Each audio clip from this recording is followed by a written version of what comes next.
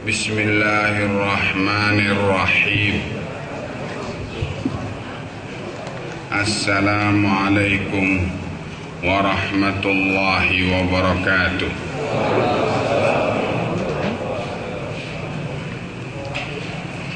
Alhamdulillah, wassalatu wassalamu ala Rasulillah wa ala alihi wa sahbihi wa mawalah.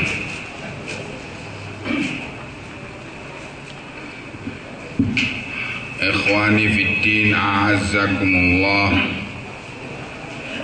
Hadirin kaum muslimin yang saya cintai dan saya hormati, Allah subhanahu wa ta'ala menurunkan agama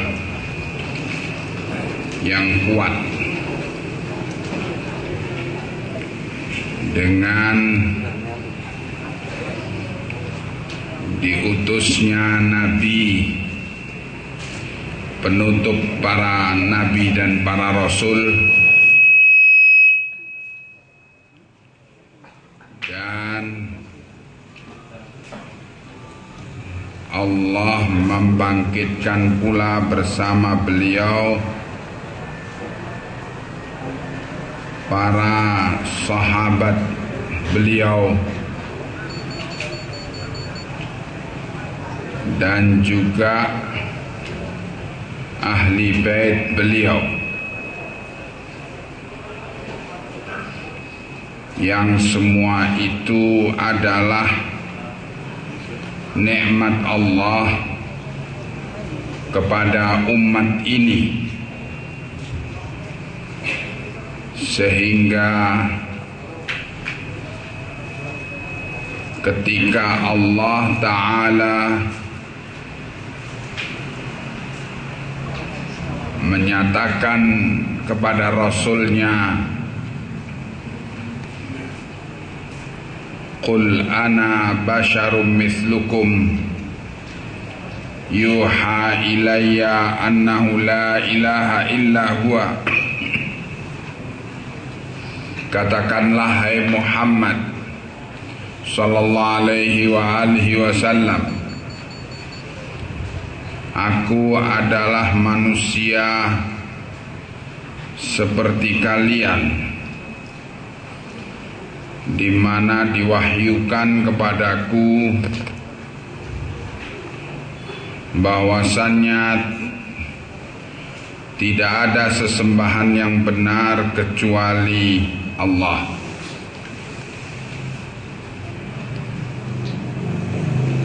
Maka Nabi adalah diproklamirkan oleh Allah sebagai manusia seperti kalian.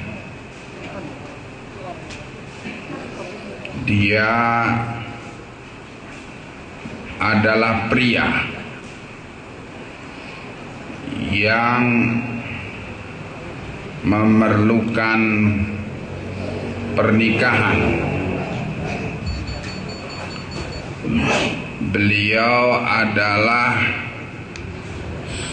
suami yang memerlukan adanya anak cucu dari pernikahan itu. Beliau adalah manusia biasa yang mempunyai keinginan untuk berkeluarga, beranak pinak, sebagaimana kita juga mempunyai keinginan itu. Namun Allah Ta'ala memberi keistimewaan kepada beliau lebih dari yang Allah berikan kepada pria-pria lain, yaitu al-ismah, kemaksuman, di mana beliau bila terjatuh dalam kekeliruan langsung turun wahyu menegur beliau, dan diumumkan oleh beliau kekeliruan itu dengan dibacakannya wahyu Allah yang turun kepada beliau yang isinya teguran itu.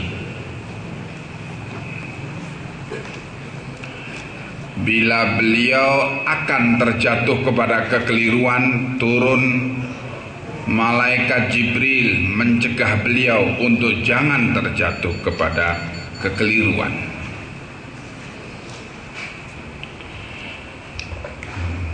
Beliau juga dibimbing untuk memimpin anak istri dengan sebaik-baik bimbingan, sehingga istri-istri beliau adalah wanita-wanita yang termulia,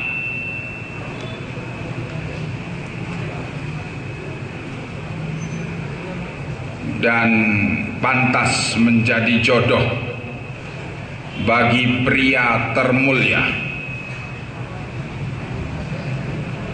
Maka istri-istri beliau adalah ahlul bait yang mengisi atau tinggal bersama beliau dalam satu rumah.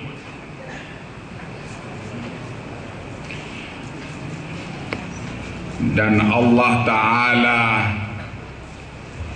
menurunkan firman-Nya sebagai bimbingan kepada ahlul bait beliau dalam surat Al-Ahzab ayat ke-33 ke-34. A'udzu billahi minasyaitonir rajim min hamzihi wa nafthihi wa nafthihi wala tabarrujna tabarrujal jahiliyatal ula wa aqamna as-salata wa atina az-zakata wa ata'na Allah wa rasulah innama yuridu Allahu liyudhiba ankumur rijsa ahlal bait wa yutahhirakum tathhira wadhkurna ma yutla fi buyutikunna min ayatillahi wal hikmah innallaha kana latifan khabira. Dan janganlah kalian wahai para istri Nabi berias seperti wanita-wanita jahiliyah merias, dan hendaknya kalian wahai para istri Nabi menegakkan salat di rumah-rumah kalian, dan hendaknya kalian wahai para istri Nabi menunaikan zakat,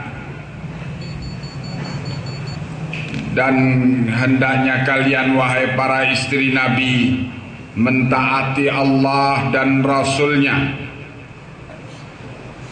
Hanyalah yang Allah inginkan adalah untuk menghilangkan segala kotoran dari kalian wahai ahlul bait, dan Allah hanyalah menginginkan mensucikan kalian dengan sesuci-sucinya. Dan hendaknya kalian wahai para istri Nabi membaca ayat-ayat Quran yang turun kepada Nabi kalian,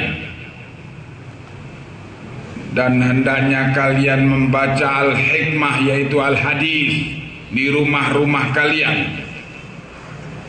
Sesungguhnya Allah itu maha lembut, maha tahu segala yang kecil, dan maha mengerti segala keadaan kalian. Ayat ini turun dikatakan oleh Ibnu Abi Hatim dan Ibnu Asakir dengan riwayat dari Ikrimah dan Ibnu Mardawi bahwa Sa'id bin Jubair mendapatkan riwayat ini dari Abdullah bin Abbas. Katanya Abdullah bin Abbas radhiyallahu anhuma, inna hadhil ayata lam tunzal illa fi azwajin nabi alaihi salatu wassalam. Sesungguhnya ayat ini tidaklah diturunkan kecuali tentang para istri Nabi alaihi salatu wassalam. Al-Imam Asy-Syaukani di dalam tafsir beliau menyatakan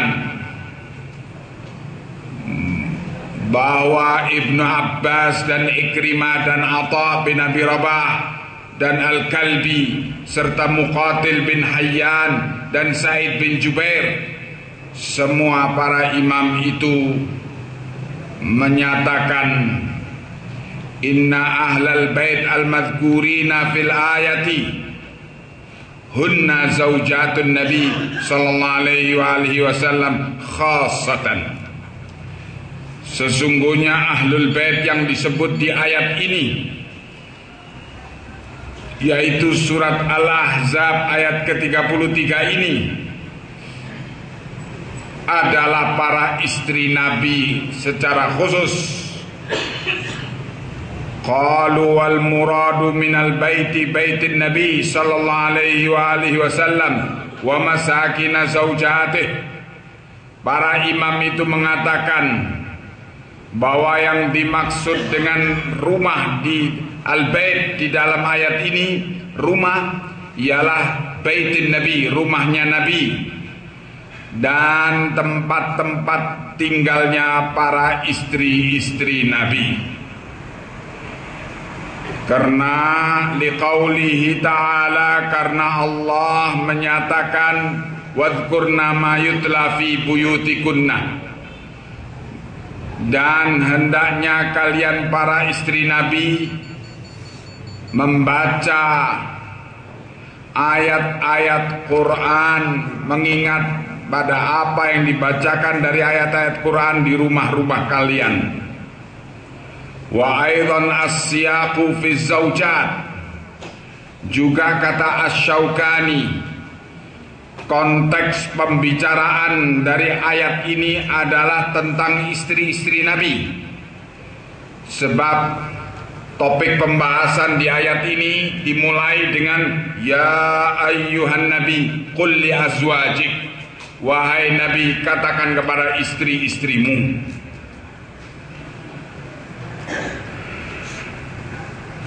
Kemudian hadirin sekalian, Nabi sallallahu alaihi wasallam ingin agar Allah memasukkan seluruh anggota keluarganya, bukan hanya istri-istrinya saja, tapi seluruh anggota keluarganya, menantunya, kemudian cucu-cucunya. Nabi inginkan supaya juga mereka masuk dalam kategori yang Allah nyatakan di sini, bahwa Allah ingin mensucikan ahli bait beliau dengan sesuci-sucinya. Maka dengan sebab itu Nabi, ketika turunnya ayat ini, memanggil Fatimah dan Ali dan Husain dan Hasan ke rumah beliau. Kemudian Nabi menutupi mereka dengan kain ridha beliau. Terus Nabi berdoa, Allahumma haulai ahli baiti. Ya Allah, mereka itu juga ahli baitku. Karena Nabi ingin agar mereka termasuk dari yang dinyatakan oleh Allah tentang keinginan Allah mensucikan ahli bait beliau. Maka doa Nabi ini menunjukkan beliau adalah orang yang sangat kuat kemauannya untuk meluaskan kemuliaan itu pada seluruh keluarganya, sehingga akhirnya Nabi mengumumkan bahwa yang termasuk kategori ahlul bait adalah seluruh Bani Hashim dan seluruh Banil Muttalib. Al-Muttalib dan Al-Hashim adalah kakak beradik kakek-kakek Rasulullah sallallahu alaihi wasallam. Putra-putra Abdu Manaf. Dan maka Hashim dan Muttalib melahirkan Bani Hashim dan Banil Muttalib, sehingga yang dari Bani Hashim dinamakan Al-Hashimi, dan yang dari anak Muttalib dinamakan Al-Muttalibi.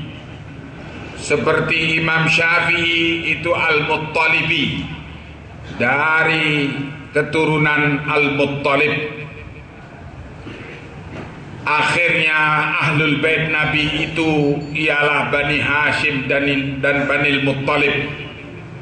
Mereka diberi oleh Allah keutamaan atas suku-suku yang lainnya karena mereka adalah termasuk golongan ahlu baitin Nabi.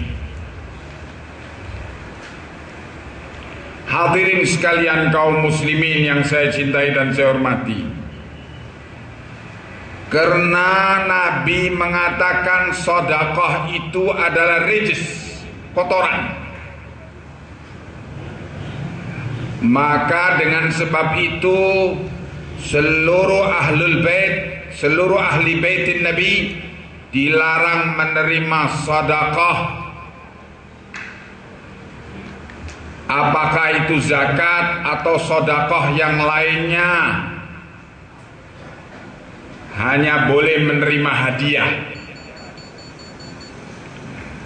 Jadi meskipun ahlu bait itu fuqara wal masakin, tapi kalau dia ahli bait dari keluarga Hashim dan Muttalib, maka dia haram menerima sedekah. Dan untuk mereka ada belanja khusus yang diberikan semestinya oleh negara bagi Bani Hashim dan Banil Muttalib itu, dan tidak diambil dari sedekah ataupun zakat. Ini ahlul bait yang telah diterangkan oleh Al-Quran was Sunnah. Dan ahli bait Nabi itu bukan hanya dari sisi nasab, keturunan, tetapi di samping dari sisi nasab dan keturunan, bahwa nasabnya, keturunannya ialah dari Hashim dan dari Al-Muttalib bin Abdi Manaf,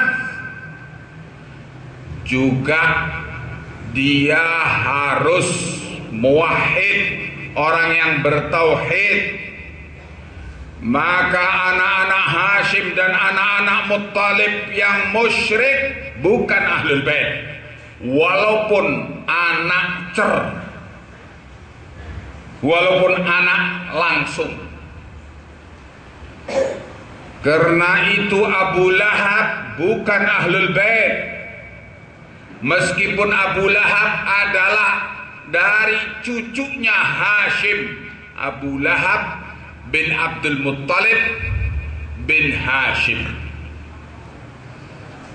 Tetapi Abu Lahab bukan Ahlul Bait, karena Abu Lahab mati dalam keadaan musyrik, kafir. Turun satu surat khusus untuk melaknati Abu Lahab dan istrinya.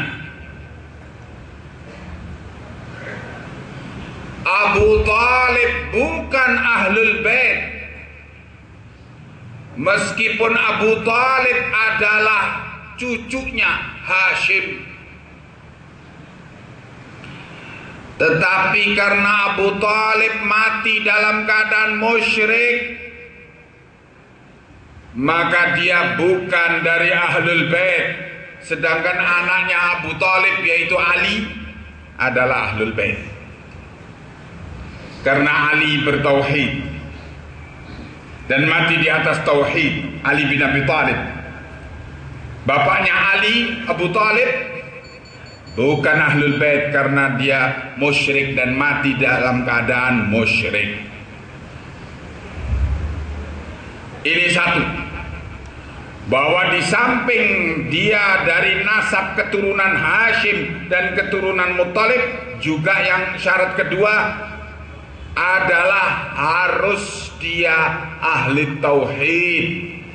Kalau bukan ahli tauhid, meskipun syarat pertama dipenuhi yaitu keturunan, namun dia bukan ahli tauhid, maka dia bukan termasuk Ahlul Bait. Syarat ketiga, bahwa dia harus Ahlus Sunnah, yakni dia harus orang di samping keturunan dari Hashim dan Muttalib juga dia muwahhid dan juga dia harus Ahlus Sunnah. Sebab kalau dia Ahlul Bid'ah, meskipun keturunan dari Hashim dan Muttalib, dia bukan Ahlul Bait. Terkenal dalam sejarah pemberontakan munculnya seorang Ahlul Bid'ah, yaitu Abdullah, yaitu anak keturunan daripada Abdullah bin Ja'far bin Abi Thalib, namanya Saleh atau Muhammad ibnu Abdullah bin Ja'far bin Abi Thalib. Dia kemudian bergaul dengan orang-orang falasifah, ahli-ahli filsafat. Akhirnya dia mengaku jadi nabi dan akhirnya ditangkap dan dibunuh karena kesesatannya itu. Semua keluarga Ahlul Bait berlepas diri daripadanya ketika dia menyatakan bid'ahnya dan kesesatannya, dan dia bukan dari Ahlul Bait. Jadi harus dia Ahlus Sunnah. Kalau Ahlul Bid'ah, maka dia bukan Ahlul Bait. Hadirin, ahli baitin Nabi telah Allah katakan bahwa Allah ingin mensucikan mereka dengan sesuci-sucinya. Innama yuridullah liyudhiba ankumur rijsa ahlal bait wa yutahhirakum tathira. Hanyalah Allah inginkan agar Allah mensucikan, membersihkan kalian dari segala kotoran wahai ahlul bait, dan mensucikan kalian dengan sesuci-sucinya. Maka tidak boleh ahlul bait itu adalah orang yang keturunan Hashim atau keturunan Abdul Muttalib terus mengajak kepada syirik, mengajak kepada curhat ke kuburan, atau mengajak tawaf di kuburan, atau mengajak kepada bid'ah.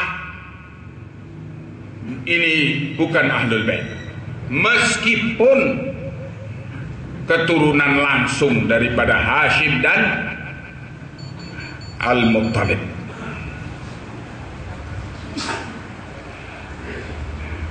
Yang keempat, syaratnya mereka harus orang yang saleh.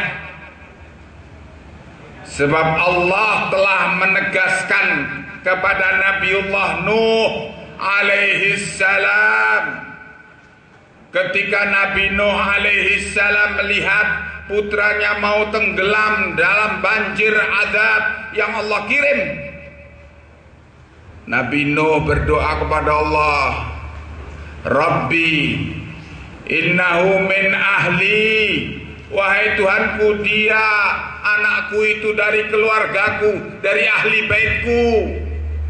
Maka Allah menjawab Nabiullah Nuh alaihi salam, Allah menyatakan innahu laisa min ahlik, innahu amalun ghairu salih. Wahai Nuh, dia itu bukan dari ahli baitmu, karena dia beramal dengan amalan yang tidak saleh.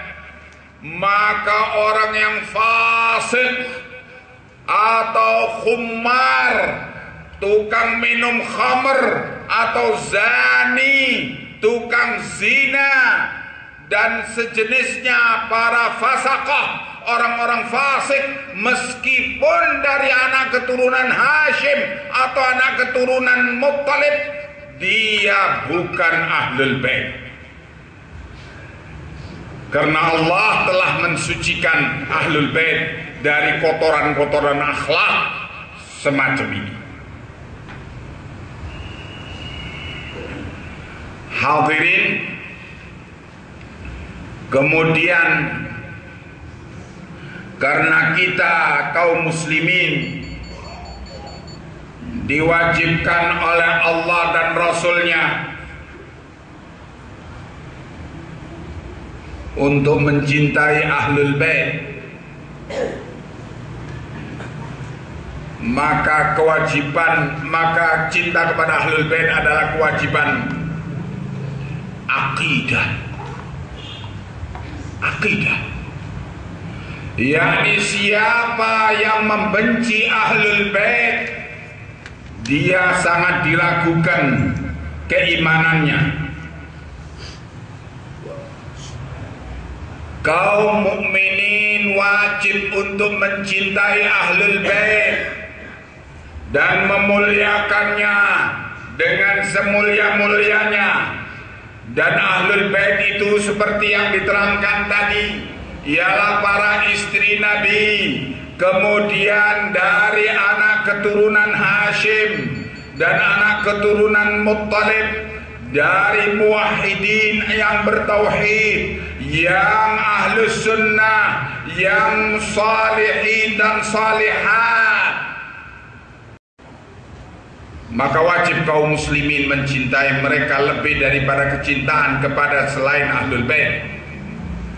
Kalau ada orang soleh dari selain ahlul bait dan ada orang soleh dari kalangan ahlul bait, maka harus lebih diutamakan orang soleh dari kalangan ahlul bait.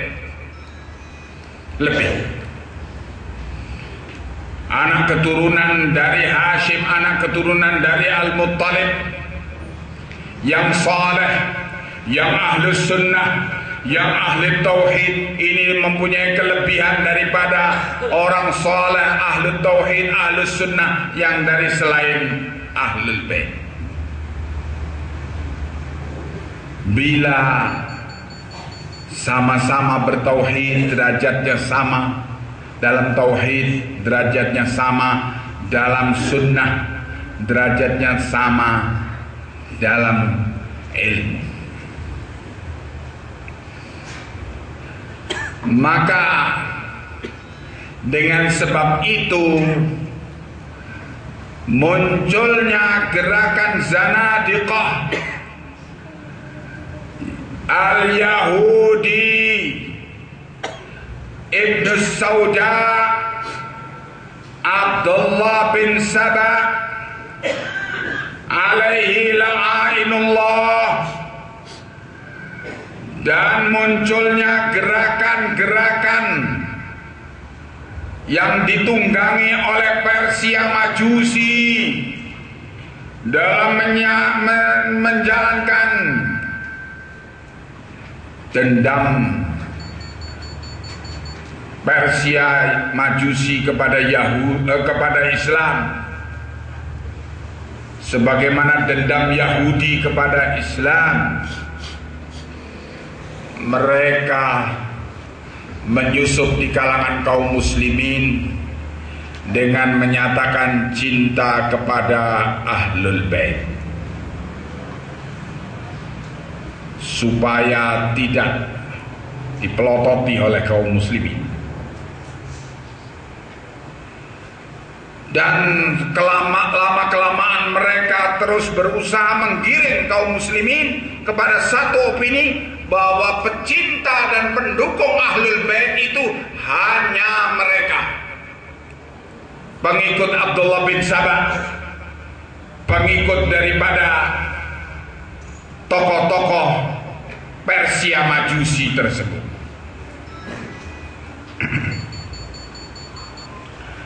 Kemudian mereka membuat definisi sendiri tentang Ahlul Bait, yang ketika Al-Quran was Sunnah mendefinisikan Ahlul Bait seperti yang saya terangkan tadi dengan dalil-dalilnya tadi, maka mereka Yahudi dan Majusi ini membuat definisi bahwa Ahlul Bait itu ialah Ali bin Abi Thalib dan Fatimah bintu Rasulillah, kemudian anak dari keduanya yaitu hanya Husain, Hasan nomor 2, anak-anaknya Hasan tidak termasuk. Jadi setelah Hasan Husain, anak-anaknya Husain itu Ahlul Bait, dan anak-anaknya Husain yang Ahlul Bait yaitu yang mereka tahbiskan sebagai imam 12 saja. Anak-anaknya Ali yang selain Hasan Husain tidak termasuk Ahlul Bait, seperti Muhammad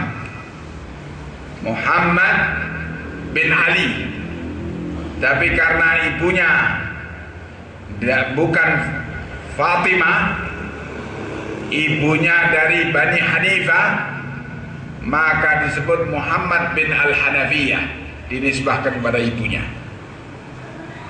Padahal dia Muhammad bin Ali bin Abi Thalib. Muhammad bin Al-Hanafiyah tidak termasuk Ahlul Bait dalam pikiran yang mereka bikin. Jadi akhirnya Sabaiyah, pengikut Abdullah bin Saba, menyatakan bahwa Ahlul Bait itu hanya yang disebutkan tadi.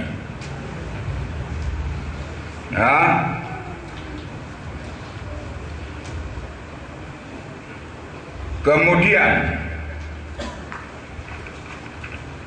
setelah itu mereka mengatakan bahwa cara cinta kepada Ahlul Bait itu harus dengan cara mereka, yaitu meyakini Ahlul Bait itu adalah titisan Tuhan, maksumin, Maksumin artinya maksum, terjaga dari segala kekeliruan. Tidak lupa, tidak keliru, tidak salah, tidak khilaf dari sejak bayi sampai mati. Ini maksumin. Barang siapa yang meyakini bahwa Ahlul Bait itu mempunyai kekeliruan, kesalahan, berarti dia adalah musuh Ahlul Bait, maka digolongkan termasuk golongan nawasib. Nawasib itu artinya pembenci-pembenci Ahlul Bait. Begitu kesesatan yang sedang digiring oleh mereka. Ya.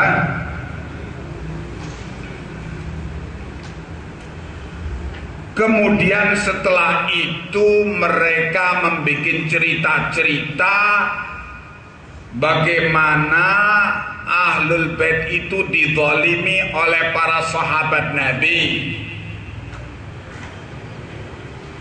Seakan-akan Ali bin Abi Thalib itu mazlum, dizalimi haknya oleh para sahabat Nabi sepeninggal Nabi, dengan dirampas hak kepemimpinannya sebagai khalifah oleh Abu Bakar As-Siddiq, oleh Umar bin Al-Khattab, oleh Utsman bin Affan, dan kemudian diganggu pemerintahannya oleh Muawiyah bin Abi Sufyan radhiyallahu anhum ajma'in. Begitu mereka membuat. Setiap ada riwayat yang kiranya bisa dimaknakan dan bisa digiring kepada satu pengertian bahwa Ahlul Bait itu adalah musuh sahabat Nabi, dibikinlah. Dan terjadilah peristiwa memilukan, peristiwa-peristiwa yang bisa diseret kepada pengertian mereka,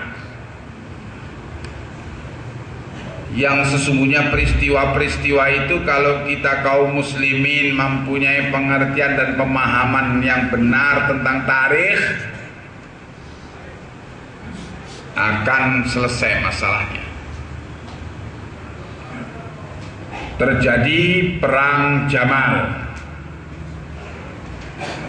di mana tokohnya ialah Aisyah Ummul Mukminin radhiyallahu anha,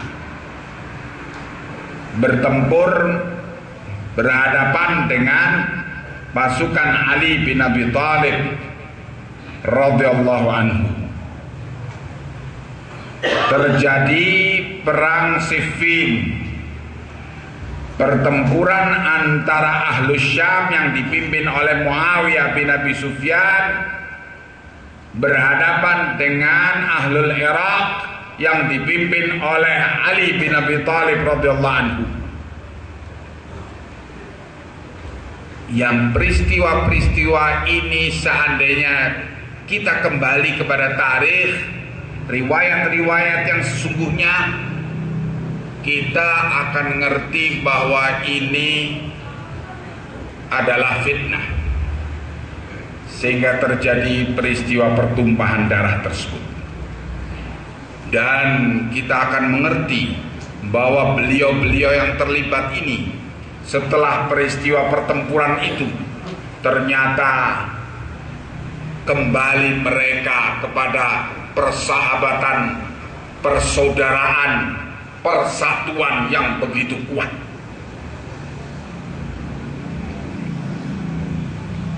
Saya sedang siapkan satu artikel masalah fitnah-fitnah di kalangan sahabat itu, dengan subjudul Indahnya Pertikaian di Kalangan Sahabat. Saya bawakan riwayat-riwayat betapa indahnya itu ending daripada peristiwa-peristiwa tersebut, yang menunjukkan mereka para sahabat itu sangat kuat dalam ukhuwah persaudaraan di antara mereka. Tunggu tanggal mainnya tentang penyebarannya di majalah Salafi. Ya sekalian iklan.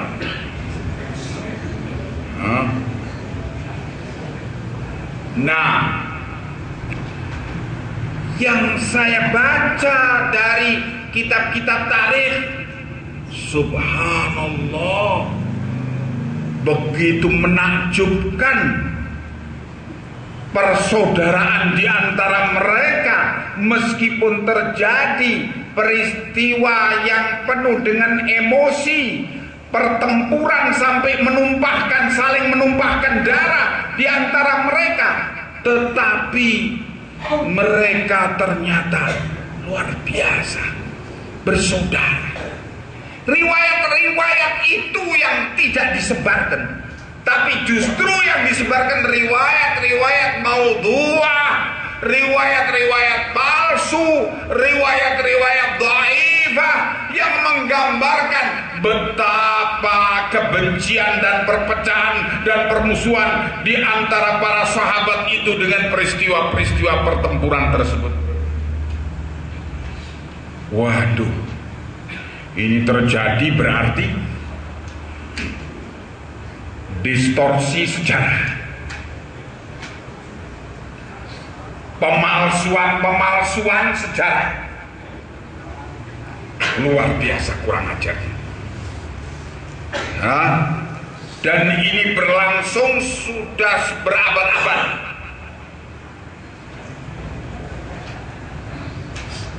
Kaum muslimin yang saya cintai dan saya hormati,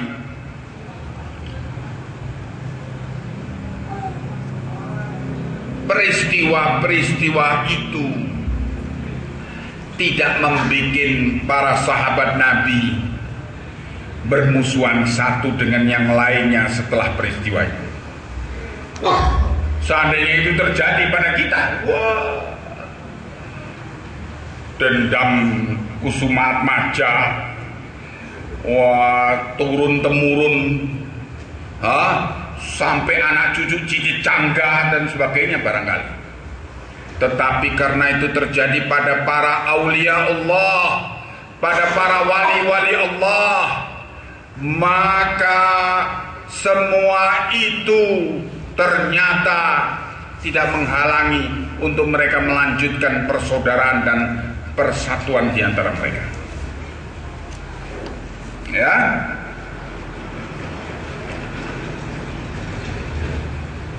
Kemudian kenyataan Ahlul Bait begitu sangat memuliakan para sahabat Nabi. Ini kita dapati dalam riwayat-riwayat yang bahkan terdapat di kitab-kitab mereka kalangan Rafidhah itu. Di sana ada riwayat yang menunjukkan betapa para a'immah Ahlul Bait sangat mencintai para sahabat Nabi. Peristiwa yang jelas nyata, tidak bisa diingkari oleh semua ahli sejarah dari semua madhab, semua golongan, yaitu peristiwa di mana Sayyidina Ali bin Abi Thalib radhiyallahu anhu menikahkan putrinya yaitu Ummu Kulsum. Ummu Kulsum ini anaknya Sayyidina Ali dari pernikahan dengan Fatimah bintu Rasulullah sallallahu alaihi wasallam. Ummu Kulsum dinikahkan oleh Sayyidina Ali dengan Umar bin Al-Khattab radhiyallahu anhu.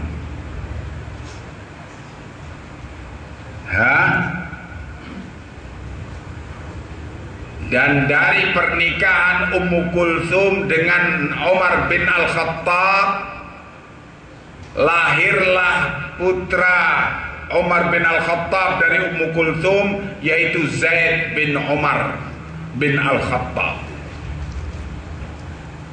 Ini peristiwa sejarah yang tidak bisa diingkari. Mau dibilang apa ini? Mau dibilang bahwa Ali taqiyah sama Umar? Masa taqiyah sampai mengorbankan anak putrinya? Waduh, ada aib. Seorang bapak tidak bisa menjaga kehormatan putrinya untuk digagahi oleh orang lain. Wow, aib.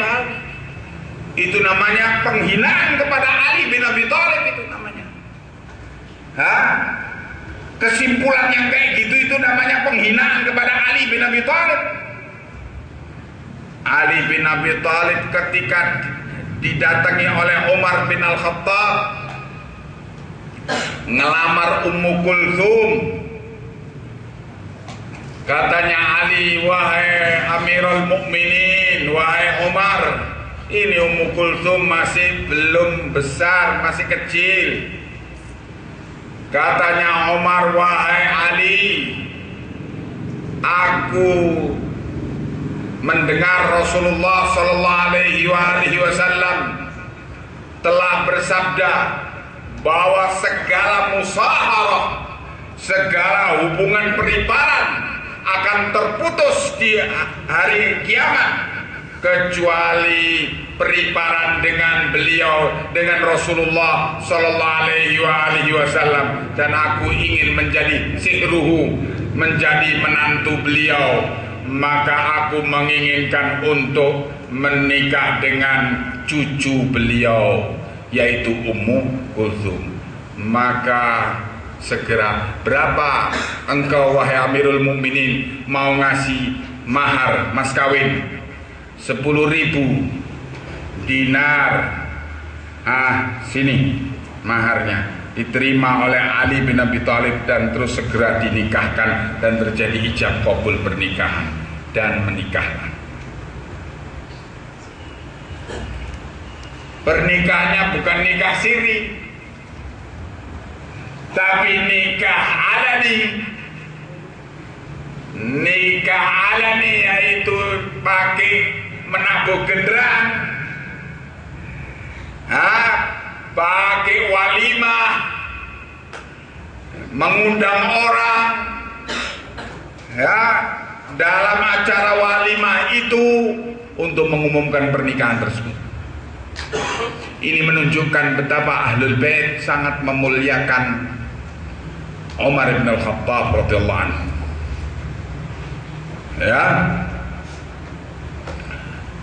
Juga ada peristiwa lain yang tidak bisa dipungkiri oleh orang-orang yang memalsukan nama Ahlul Bait, yaitu peristiwa Sayyidina Hasan bin Ali bin Abi Thalib membaiat Muawiyah bin Abi Sufyan, menyerahkan kepemimpinan kepada Muawiyah bin Abi Sufyan. Ini adalah sebagai bukti benarnya berita dari Rasulullah Sallallahu Alaihi Wasallam, di mana Rasulullah menyatakan tentang Al Hasan bin Ali, ibni hadza sayyidun yuslihu baina ta'ifataini azimataini minal muslimin. Anakku ini yaitu Al Hasan bin Ali, dia akan mendamaikan, dia adalah sayyid, dia adalah pimpinan bagi umat, dan dia akan mendamaikan dua kelompok besar kaum muslimin yang sedang bertikai. Waktu itu terjadi dalam perang Siffin, pertempuran dahsyat antara kelompok Muawiyah yaitu Ahlus Syam berhadapan dengan kelompok Ali, yaitu Ahlul Iraq, dan terjadi korban terbunuh dalam jumlah besar. Katanya Sayyidina Ali kepada putranya, yaitu Sayyidina Hasan, "Ya ibni, lau mittu qabla hadha." Wahai anakku, alangkah bagusnya seandainya aku mati sebelum peristiwa sekarang ini. Menunjukkan kesedihan Sayyidina Ali dengan korban di pihak keduanya, yang kedua-duanya adalah muslimin. Katanya Sayyidina Hasan, "Ya abatah, ama nasahtuka an hadha." Wahai ayahku, bukankah aku telah menasihati engkau untuk jangan terjun dalam peristiwa yang demikian? Begitu dialog yang terjadi antara Sayyidina Ali dengan putranya, yaitu Sayyidina Hasan. Kemudian Sayyidina Ali mengumpulkan seluruh korban, baik pada pihak Muawiyah maupun pada pihak Ali yang tewas di Masjid Jami' Basrah, disatukan, dan Sayyidina Ali memimpin jadi imam untuk sholat jenazah atas mereka semua. Ya,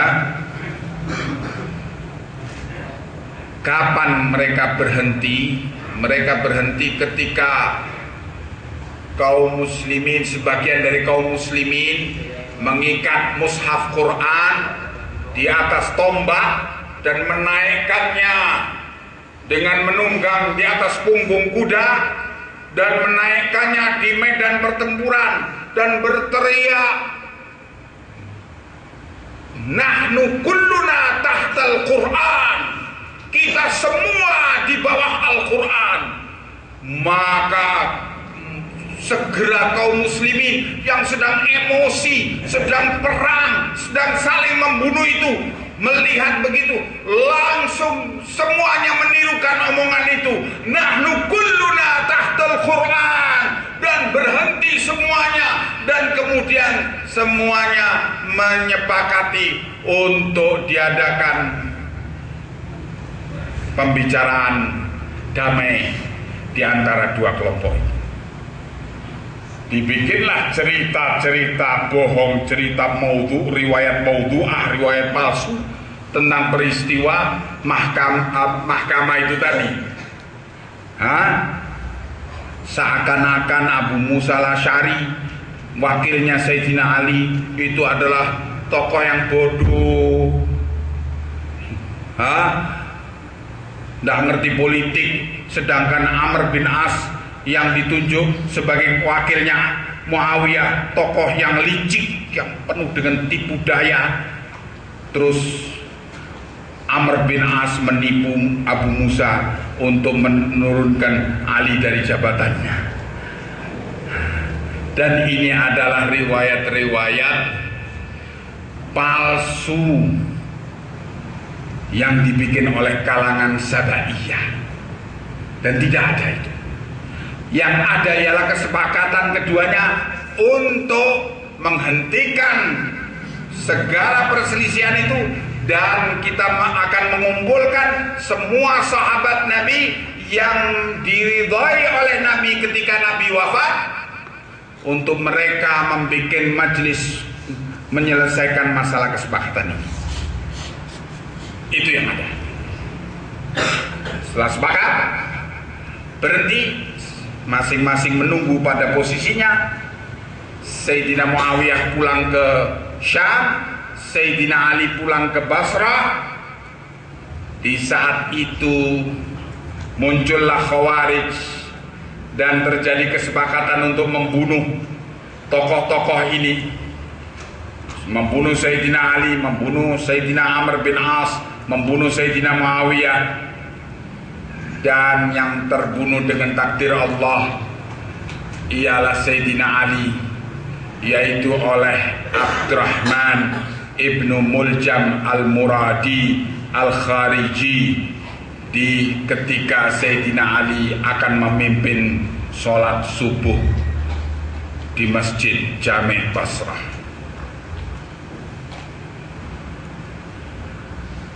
Ketika mendengar Sayyidina Ali terbunuh, nyampe beritanya kepada Sayyidina Muawiyah, nangis Sayyidina Muawiyah dengan peristiwa terbunuhnya Sayyidina Ali. Ama qad fata minkum man huwa afdalukum, katanya Sayyidina Muawiyah, bukankah telah kalian kehilangan orang yang paling mulia dari kalian? Ini padahal kemarin habis bertempur. Begitu mendengar saudaranya terbunuh, seperti kata orang Jawa apa? Tego larane, ora tego patine. Karena saudara. Ya. Maka setelah itu orang membaiat Sayyidina Hasan untuk menjadi khalifah sepeninggal ayahnya. Dan setelah baiat itu Sayyidina Hasan memimpin sebagai khalifah selama 4 bulan. Terjadilah surat menyurat antara Sayyidina Hasan dengan Sayyidina Muawiyah. Sayyidina Hasan memanggil Sayyidina Muawiyah, ya ammi, wahai pamanku, karena usianya Sayyidina Muawiyah sama dengan usia bapaknya, sehingga dipanggil ya ammi. Sedangkan Sayyidina Muawiyah memanggil Sayyidina Hasan dengan ya bena akhi, wahai anak saudaraku, karena memang usianya Al Hasan sama dengan usia anaknya. Dan terjadilah kesepakatan keduanya setelah 4 bulan Sayyidina Hasan memimpin sebagai khalifah untuk mengangkat Sayyidina Muawiyah sebagai khalifah. Dan terjadilah peristiwa baiat. Seluruh ahlul bait dipimpin oleh Al Hasan bin Ali untuk membaiat Sayyidina Muawiyah bin Abi Sufyan sebagai khalifah. Dan setelah itu apa yang disebut dalam sejarah dengan peristiwa Amul Jamaah, tahun persatuan, di mana kaum muslimin bersatu di bawah satu khalifah, yaitu Muawiyah bin Abi Sufyan selama 20 tahun hidupnya Sayyidina Muawiyah memimpin umat. Ini peristiwa sejarah yang tidak bisa dipungkiri, menunjukkan ahlul bait sangat memuliakan sahabat, sangat menjaga darah kaum muslimin, dan rela mengorbankan jabatannya sebagai khalifah demi diselamatkannya darah kaum muslimin, agar tidak tertumpah darah kaum muslimin karenanya. Kalau kemudian mereka bilang, oh itu karena Sayyidina Hasan taqiyah, karena takut. Sayyidina Hasan waktu itu didukung oleh 700 orang sahabat Nabi, didukung oleh Bani Hamdan di Yaman sebanyak 40.000 pasukan Bani Hamdan, didukung oleh para penduduk Madinah. Sayyidina Hasan dalam posisi kekuatan yang luar biasa prima. Seandainya terjadi pertempuran dengan Ahlus Syam, digulung itu Ahlus Syam. Masa takut dalam posisi kuat? Ya gendeng. Itu penafsiran yang gendeng itu. Orang dalam kondisi kuat takut. Loh, kok takut? Iya, soalnya saya kuat. Wah, ini apa ini? Hah? Ini cerita wayang ini kayak gini nih biasanya. Yang khoyal-khoyal, yang khurafat-khurafat itu. Hah? Nah,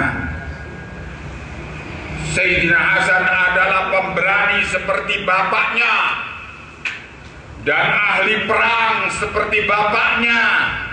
Bagaimana dikatakan dia takut sehingga menyerahkan kepemimpinan kepada Sayyidina Muawiyah?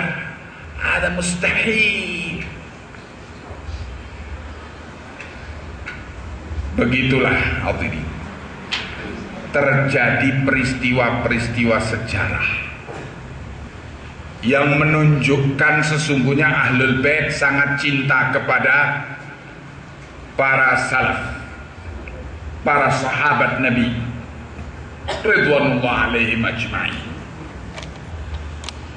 Maka kalau Rafidhah, kalau Sabaiyah, kalau apa yang menamakan dirinya sekarang Syiah, mereka menyatakan sebagai pembela Ahlul Bait, kemudian mereka menyatakan kebencian dan caci maki serta pengkafiran terhadap para sahabat Nabi. Siapa yang diikut mereka itu? Hah? Kalau Ahlul Bait begitu cintanya kepada para sahabat Nabi, lalu siapa yang diikut mereka itu? Nah, ini ada pemalsuan sejarah. Kemudian terjadi peristiwa sedih berikutnya, yaitu peristiwa Karbala tanggal 10 Muharram. Di Karbala, di satu desa namanya Karbala, di pintu kota Kufah, Irak, di mana Sayyidina Husain dengan keluarganya dibantai oleh tentara Irak yang dipimpin oleh Umar bin Sa'ad bin Abi Waqqas.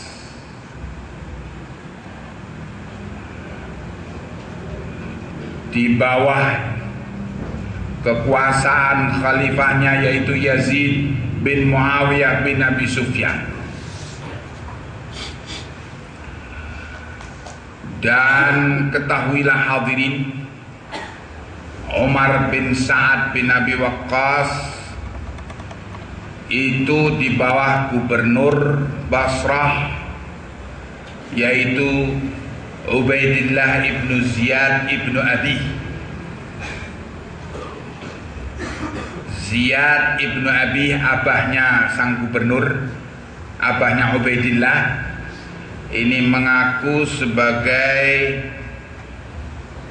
anak keturunan daripada budak yang dizinai oleh Muawiyah katanya. Anak ngaku Ziyad ada. Makanya dalam sejarah disebutkan Ubaidillah ibnu Ziyad ibnu Abi, anaknya bapaknya. Sopo bapaknya? Mbuh. Ya. Dalam peristiwa itu 100.000 orang terlibat.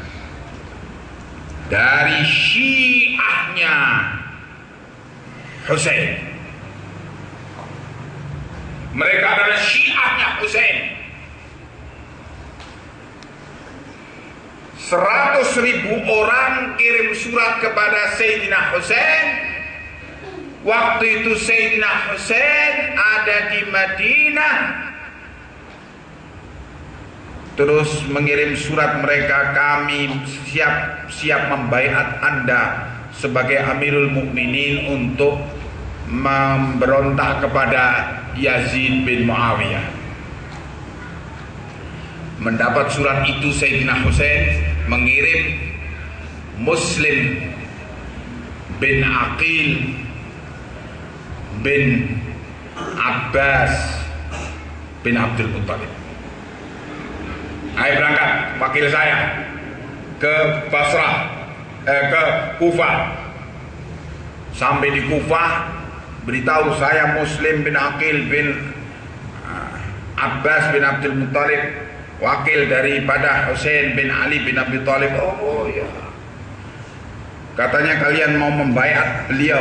Oh iya, ayo sudah, julurkan tanganmu, kami baiat.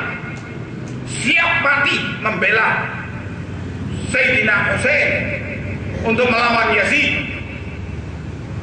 Dibaiat sama 100.000 orang.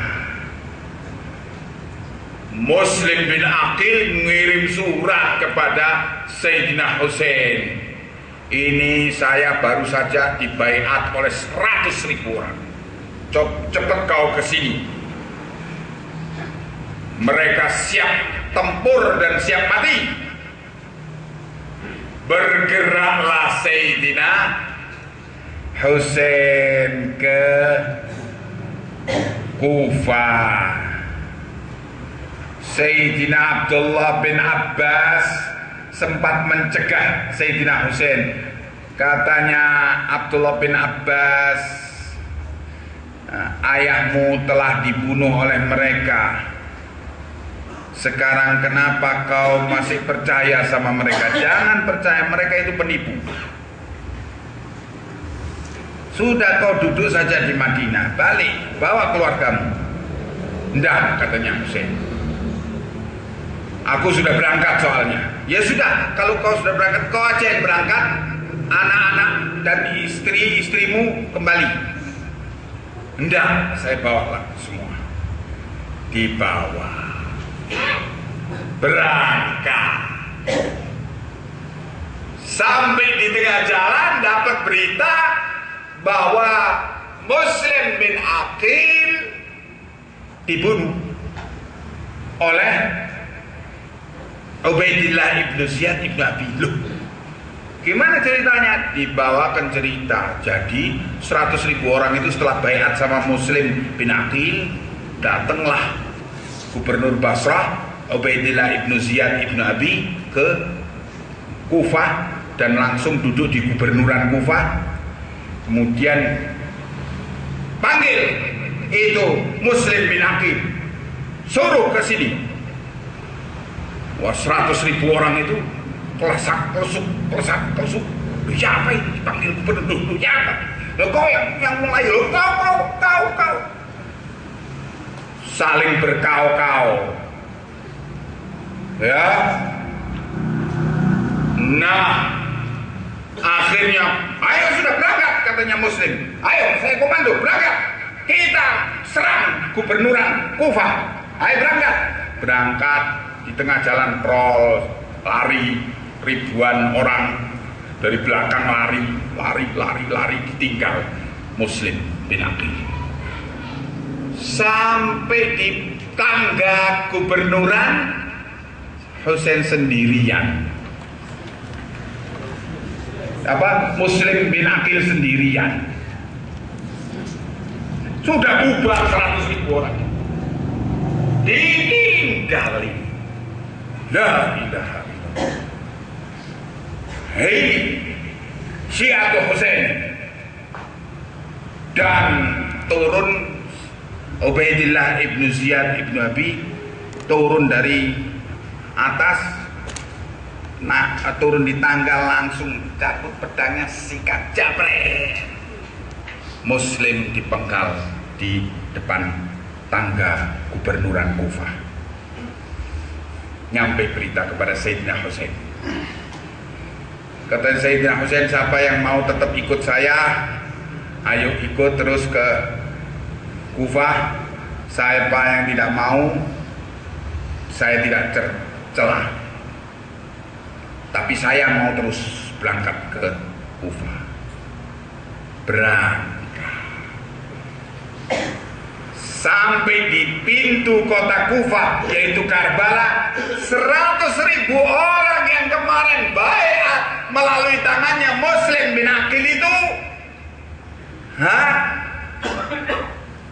menghadang Husain untuk siap membantai Husain. Astagfirullah. Maka terjadilah peristiwa pertempuran yang tidak seimbang.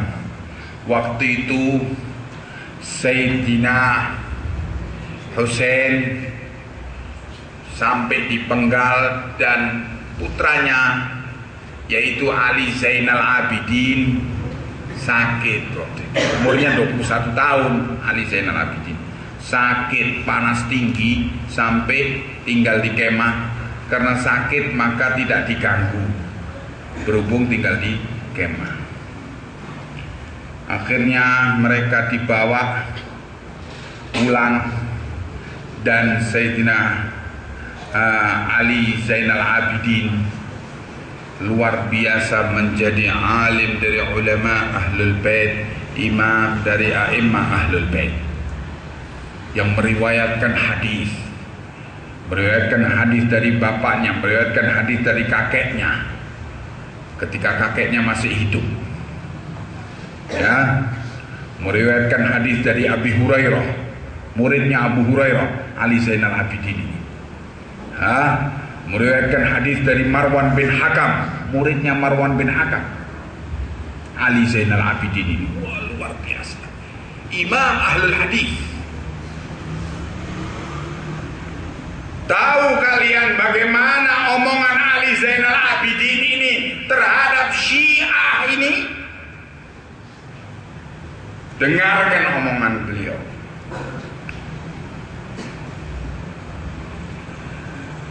Qala Zubair bin Bakkar, haddatsani Abdullah bin Ibrahim bin Qudamah al-Jumahi an abihi an jaddih an Muhammad bin Ali bin al-Husain an abihi qala qadimal Madinata qaumun min ahli Iraq, datang ke kota Madinah satu kaum dari penduduk Irak.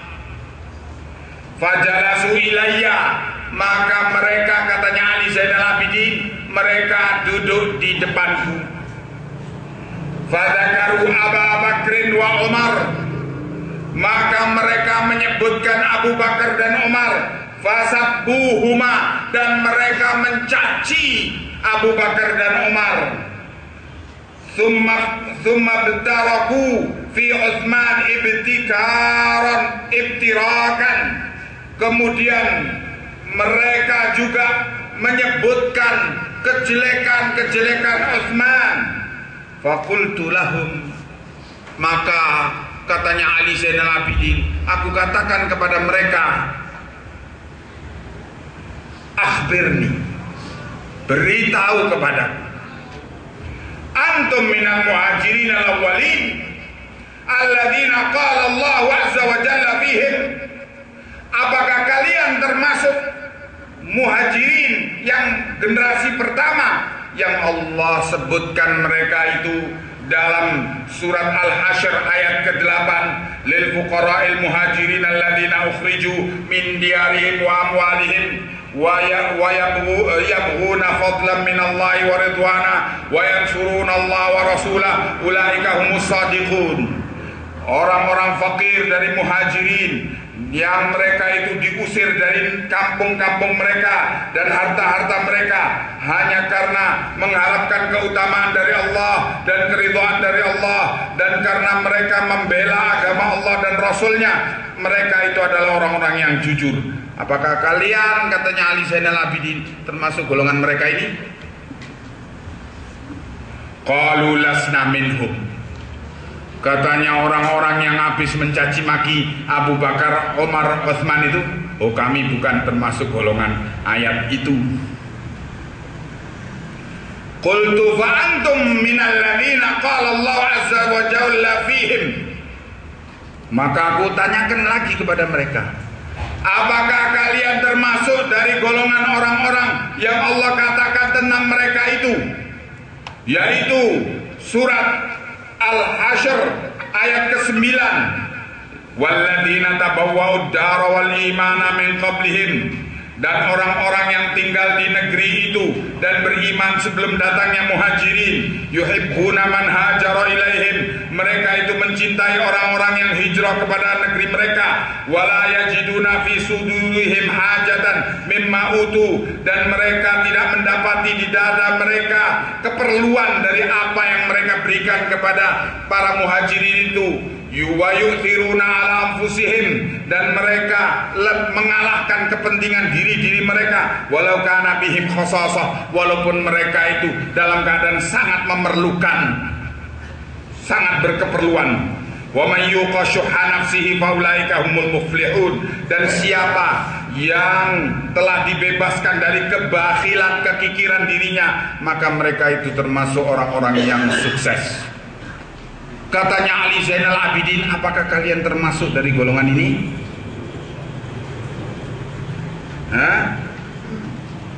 Golongan Ansar? Qalu lasna minhum. Katanya orang-orang Irak yang habis mencaci maki Umar dan Utsman, habis mencaci maki Abu Bakar, Umar dan Utsman itu, oh kami bukan termasuk golongan mereka. Qultu lahum, aku tanyakan lagi, katanya Ali kepada mereka, ama antum faqad tabarratum minal fariqaini an takunu minhum. Ketahuilah bahwa kalian baru saja berlepas diri dari dua golongan yang dipuji oleh Allah itu, golongan muhajirin dan ansar. Wa ana ashhadu annakum lastum minal firqatis tsalitsah, dan aku bersaksi bahwa kalian tidak termasuk golongan ketiga. Alladzina qala Allah azza wa jalla fihim, yang Allah nyatakan tentang mereka itu, walladzina ja'u min ba'dihim yaquluna rabbana ighfir lana wa li ikhwanina alladzina sabaquna bil iman wa la taj'al fi qulubina ghillan lil ladzina amanu rabbana innaka ra'ufur rahim. Surat Al-Hasyr ayat ke-10. Dan orang-orang yang datang, generasi yang datang sesudah muhajirin dan ansor itu, yang selalu mengatakan, wahai Tuhan kami, ampunilah kami dan ampunilah saudara-saudara kami yang telah mendahului mati sebelum kami dengan iman, dan jangan kau jadikan dalam hati kami kebencian kepada orang-orang yang beriman. Wahai Tuhan kami, sesungguhnya Engkau maha penyayang dan pengasih. Kalian juga bukan termasuk golongan ketiga ini, golongan tabi'in, golongan yang datang setelah muhajirin dan ansar. Katanya Ali, qumu anni la qarraballahu daurakum, pergilah kalian dari aku, semoga Allah tidak mendekatkan posisi kalian kepada Allah. Fa innakum mustatiruna bil Islam walastum min ahli, karena kalian cuman bertameng dengan Islam padahal kalian bukan dari orang Islam. Pergi kalian dari kami. Ali Zainal Abidin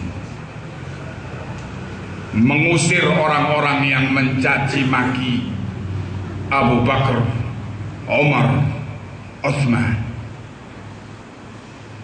Padahal Ali Zainal Abidin menyaksikan dan merasakan peristiwa Karbala, tetapi beliau tetap dengan ilmu kitab sunnah, mengakui keutamaan dan kemuliaan para sahabat Nabi, dan beliau marah dan benci ketika ada orang-orang yang mencaci maki para sahabat Nabi. Hadirin, semoga Allah membalas kebaikan ihsan ilahi zahir, dan semoga Allah menjadikannya termasuk syahid. Beliau menulis buku-buku dari rujukan mereka dan membongkar segala kejahatan mereka, termasuk buku yang saya bacakan malam ini, yaitu Asy-Syiah wa Ahlul Bait. Kemudian juga Al-Imam Muhammad bin Ali Asy-Syaukani, atau terkenal dengan Al-Imam Asy-Syaukani, penulis kitab Nailul Awtar. Itu beliau adalah dari keluarga Zaidiyah, kemudian belajar sunnah dan taubat dari pikiran Syiah Zaidiyah. Beliau juga menulis kitab judulnya Irsyadul Ghabi ila Madhab Ahlil Bait fi Sahbin Nabi sallallahu alaihi wa alihi wasallam. Di dalam buku ini beliau membuktikan bahwa para Ahlul Bait, para imam Ahlul Bait marah dan menentang segala upaya untuk merendahkan dan menghina para sahabat Nabi dengan nukilan-nukilan yang luar biasa menakjubkan. Jadi berarti lakunya barang tengik Syiah di kalangan kaum muslimin, karena kaum muslimin malas belajar tentang agamanya, tentang tarikhnya, sehingga ditipu oleh berbagai riwayat-riwayat tarikh yang sangat tidak akurat dan palsu. Wallahu a'lamu bissawab. Mungkin ada pertanyaan, silakan.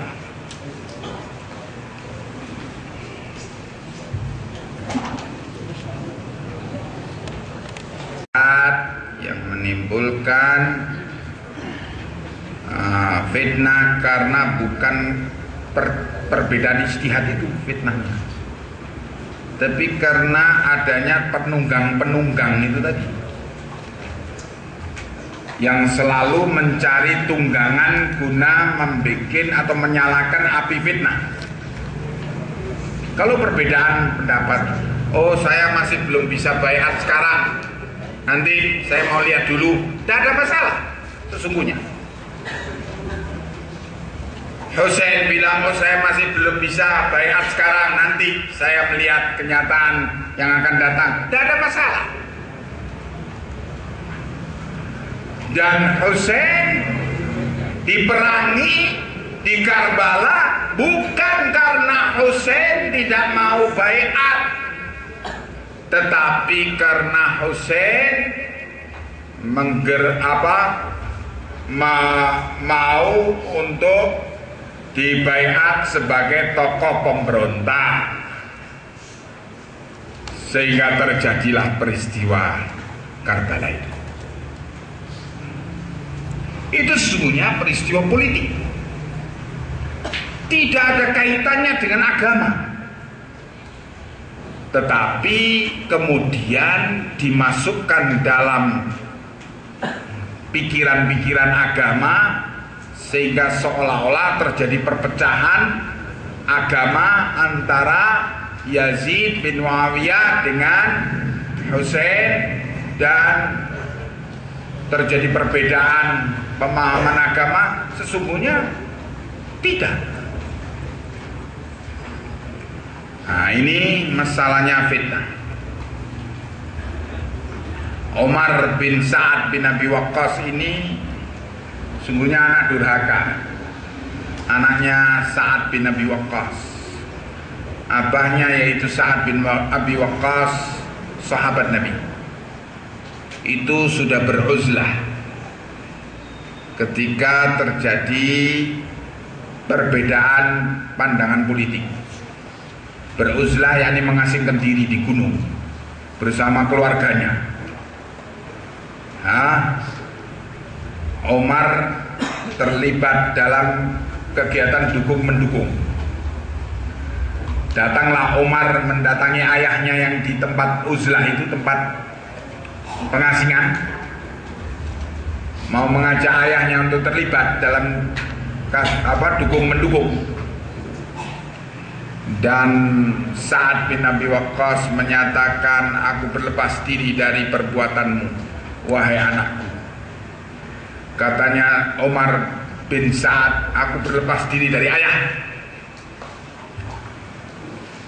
Terus katanya Sa'ad, tunggu dulu wahai anakku, makan dulu, saya tidak butuh makananmu, katanya Umar pada ayahnya. Dan pergilah Umar, dan Sa'ad menyatakan dia celaka, dan benar celaka, terlibat peristiwa Karbala dan dibunuh dengan hina.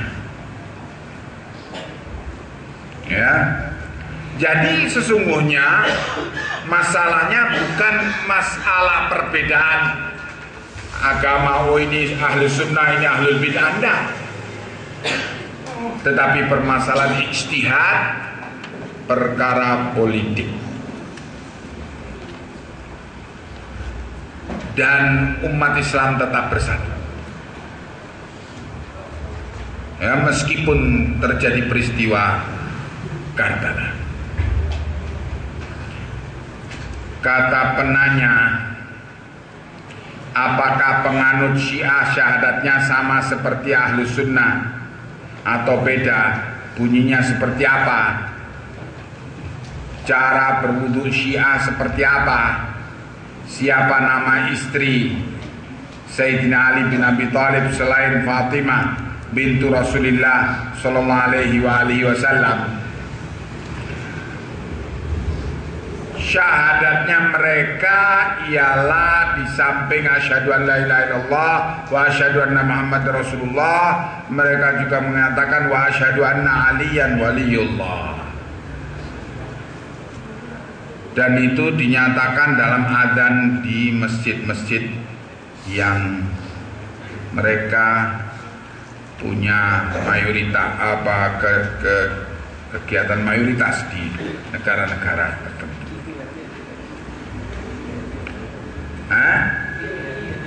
Oh ya, wa asyhadu anna aliyan waliyullah. Nah, barakallahu fiik. Dan kalau siapa istrinya Sayyidina Ali selain Fatimah, saya tidak ingat, yaitu dari Bani Hanifah, ibunya siapa? Muhammad bin Al-Hanafiyah.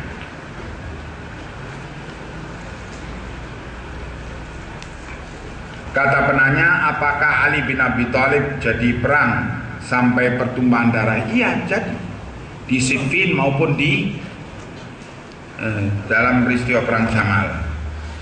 Dan beliau memimpin pasukan juga ketika menghadapi kaum Khawarij di Nahrawan. Dibantai itu kaum Khawarij di sana. Nah, wali.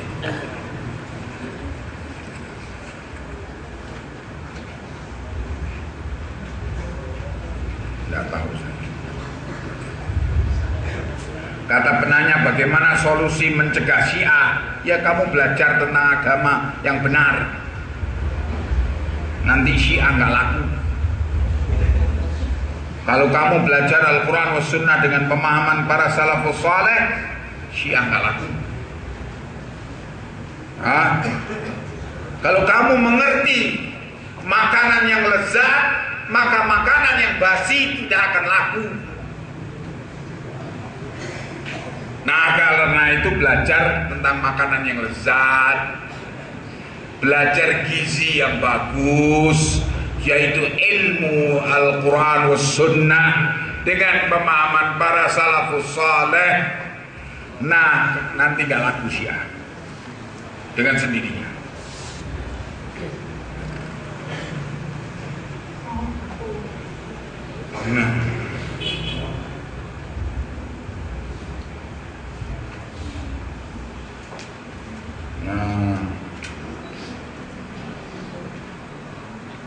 Benarkah katanya penanya, Al-Quran yang ada sekarang tidak sama dengan Al-Quran ya Al-Quran resmi Syiah?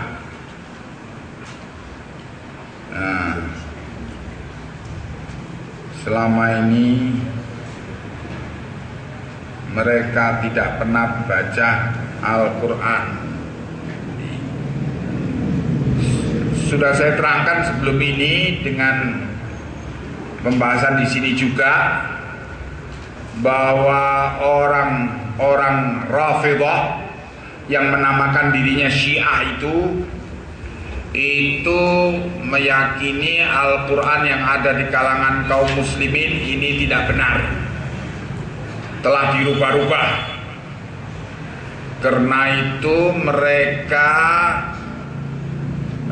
kalau sudah melihat pengalaman yang sebelumnya, di mana Musailamah Al-Kadzdzab sebelumnya mencoba untuk membuat Quran tandingan, tapi setelah dipublikasikan Quran tandingan itu ditertawakan sama orang Arab karena bahasanya welek, bahasanya jelek, ditertawakan oleh orang Arab.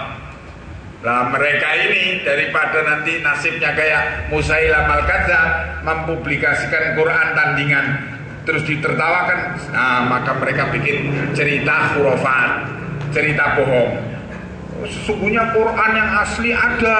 Loh mana? Oh masih di tangan Imam Mahdi Al-Muntadhar di Gua Samarra. Nanti di akhir zaman nanti akan keluar.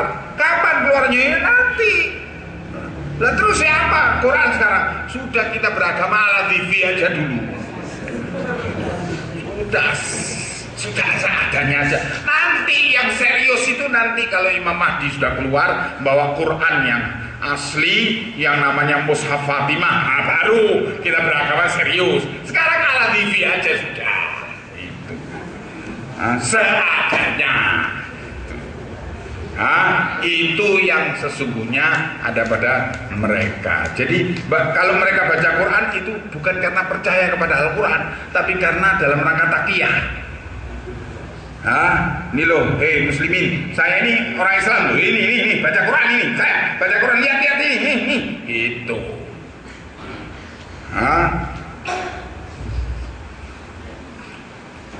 Kata penanya, Ustadz, siapakah yang membunuh Sayyidina Ali? Lo tadi diterangkan.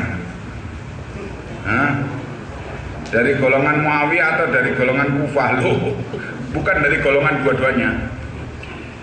Yang membunuh Ali bin Abi Thalib yaitu Abdurrahman bin Muljam Al-Muradi Ad-Damimi. Dia dari Khawarij, bukan dari Muawiyah, bukan dari yang lainnya. Khawarij itu satu pemahaman sesat. Ya saya khawatirnya itu tadi, nanti setelah Syiah nanti muncul lagi Khawarij. Kemarin Ahmadiyah, sekarang Syiah, besok lagi Khawarij, terus. Ini karena apa? Karena muslimin nggak belajar sama agamanya, sehingga dibikin main sama aliran-aliran sesat ini, dibikin resah terus-terusan. Kata penanya, apakah macam-macam Syiah dan apakah Syiah hanya satu pemahaman? Oh banyak Syiah itu macamnya, sebanyak rambut kepalamu. Coba kamu hitung rambut kepalamu berapa jumlahnya, ya itu sebanyak itu. Banyak alirannya. Ya, nah,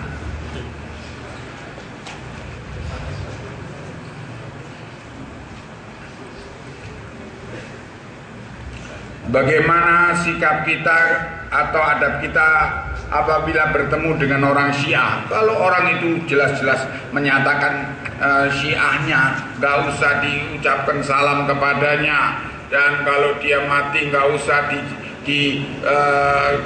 kubur jenazahnya, nggak usah disolati jenazahnya, kalau dia sakit nggak usah dijenguk sakitnya.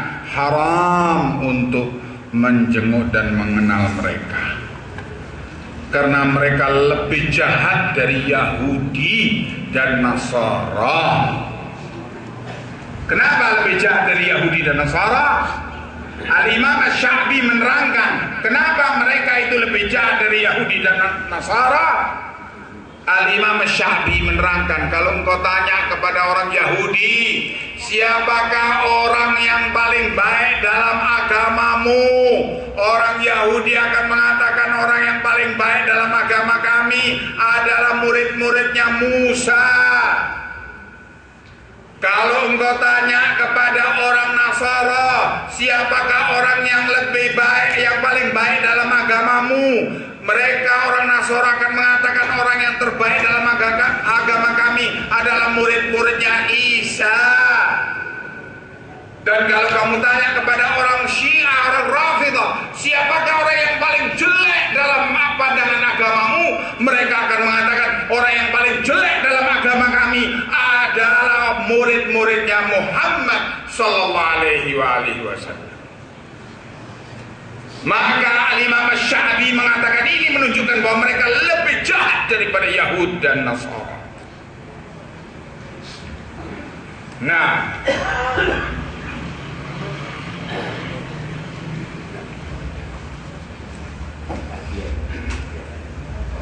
kata penanya, bolehkah orang Islam melarang orang Syiah haji atau umroh karena Syiah selalu menghujat makam para sahabat? Iya, harus, semestinya demikian.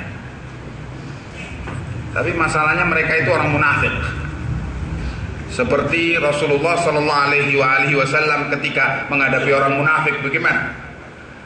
Ketika Abdullah bin Ubay, anaknya tokoh munafik yaitu Abdullah bin Ubay, anaknya tokoh munafik itu Abdullah juga, Abdullah bin Ubay. Di mana Abdullah bin Ubay ini sahabat Nabi, bapaknya munafik. Maka Abdullah bin Ubay datang kepada Rasulullah sallallahu alaihi wasallam, "Ya Rasulullah, izinkan saya memenggal bapakku daripada nanti orang lain memenggal bapakku, nanti aku marah kepadanya dan aku sakit hati kepadanya." Kata Nabi, "Wahai Abdullah, aku takut nanti orang Arab akan mengatakan Muhammad membunuh sahabatnya sendiri." Karena orang munafik mengaku beragama Islam, terus nanti Muhammad membunuh sahabatnya, dibilang begitu nanti. Jangan, sabar dulu. Dan akhirnya Allah matikan Abdullah bin Ubay. Ketika Abdullah bin Ubay mati, ibu-ibu, ketika Abdullah bin Ubay mati, ibu-ibu,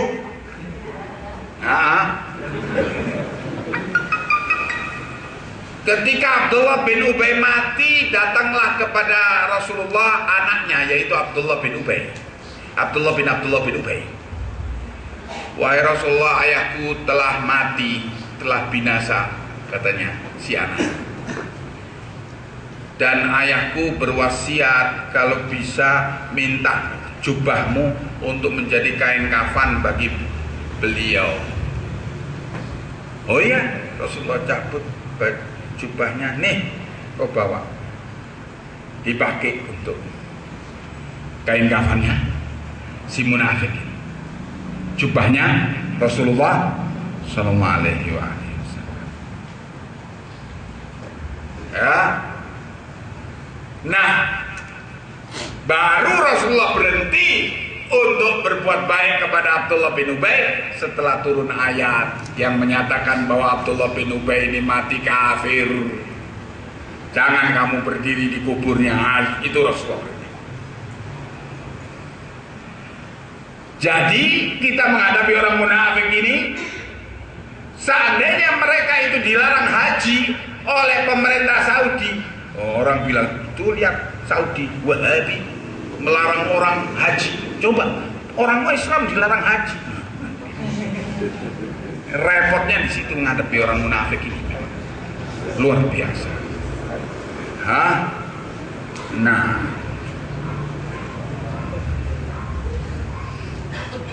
sekarang Arab Saudi dipimpin dari golongan mana? Dari golongan Ahlus Sunnah wal Jamaah. Nah, sudah.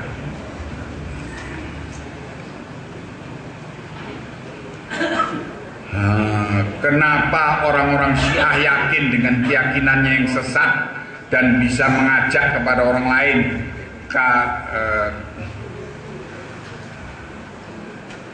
kepada Syiahnya? Ya, karena yahdi mayyasha wa yudhillu mayyasha. Allah itu menunjuki siapa yang dikehendakinya dan menyesatkan siapa yang dikehendakinya. Ya, kalau sudah orang itu sesatnya dengan bid'ah, maka sulit diharapkan untuk bertaubat. Ketika Allah berfirman dalam surat Al-Kahfi, "Qul hal nunabbi'ukum bil akhsarina a'mala alladzina dhalla sa'yuhum fil hayatid dunya wa hum yahsabuna annahum yuhsinuna sun'a." Katakanlah, hai Muhammad sallallahu alaihi wasallam, maukah kami beritahu kalian dengan orang yang paling merugi amalannya, yaitu orang yang sesat dalam kehidupannya di dunia tetapi dia yakin dalam sebaik-baik amalan. Seorang tokoh Khawarij, Abdullah bin Al-Aqwa. Khawarij ini adalah aliran sesat, bid'ah. Datang kepada Sayyidina Ali, "Ya Abul Hasan, siapakah yang dimaksud oleh Allah di ayat ini? Orang yang sesat tetapi merasa dirinya dalam sebaik-baik amalan." Katanya Sayyidina Ali, orang yang dimaksud oleh Allah di ayat ini ialah kamu dan yang seperti kamu, yaitu bid'ah. Orang yang tersesat dalam bid'ah merasa yakin dia dalam kebenaran. Karena itu kita disuruh terus doa, ihdinas siratal mustaqim. Tunjukilah ya Allah kami jalan yang lurus, karena memang semua kita mungkin sesat. Mungkin sesat. Tidak ada yang bisa menjamin dirinya, oh saya nggak bakal sesat, oh kalau saya istiqomah terus. Tidak ada yang bisa. Rasulullah sallallahu alaihi wasallam mengingatkan, "Ma minkum min ahadin illa wa qalbuhu baina usbu'aini min asabi'ir rahman yuqallibuhu kaifa yasha." Tidaklah salah seorang dari kalian kecuali hatinya terletak di antara dua jari jemari Allah. Allah bolak-balikkan seperti yang Dia kehendaki. Yo, malam ini mukmin, bisa jadi naudzubillah paginya jadi kafir. Naudzubillah. Malam ini cinta kepada Islam, bisa jadi naudzubillah paginya jadi benci kepada Islam.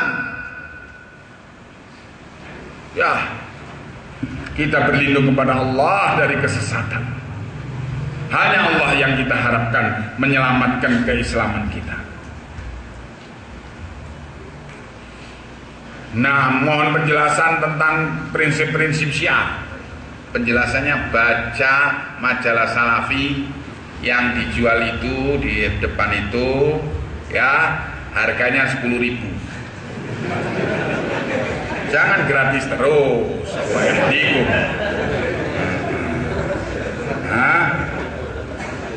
Nah, Di situ saya terangkan tentang prinsip-prinsip Syiah dan kesesatannya. Baca dan jadikan pelajaran. Kalau ingin tambah lagi, ada nanti insya Allah edisi berikutnya. Nah, insya Allah terus kita mempelajari dan membekali diri kita dengan ilmu yang benar.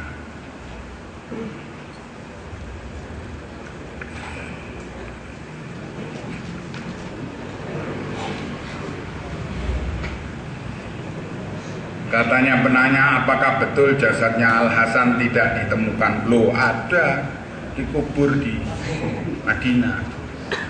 Ada. Nah, jasadnya Husain ada dikubur, ya, di Irak. Nah, kita akhiri sampai di sini. Mohon maaf atas kekurangannya. Assalamualaikum warahmatullahi wabarakatuh.